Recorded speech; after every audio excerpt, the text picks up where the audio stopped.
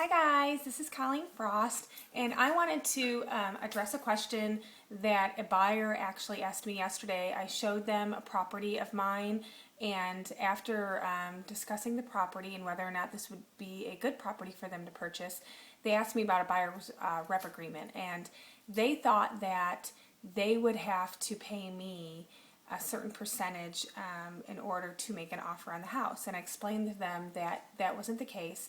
In a buyer's rep agreement, until you sign that, they are considered a customer of mine, and I work for that listing and the owner, the seller.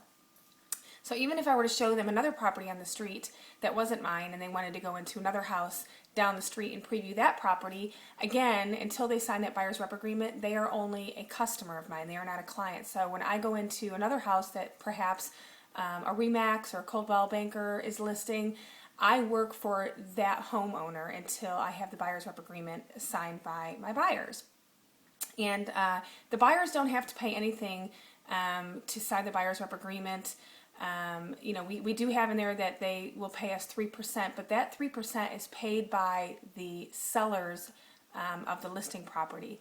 Unless that property, let's say the sellers are only going to give 2% to the buyer's agent instead of the 3%, then my buyers would have to make up that additional 1% because they signed an agreement that I would be paid 3% of the sales price. Or let's say I show them a FSBO, a for sale by owner, and we go in, they decide they like the house, and that seller is not working with agents. However, my buyers want that house. So if my buyers want to continue and write a contract on that house with the for sale by owner, my buyers would then have to pay me that 3% because they signed that buyer's rep agreement.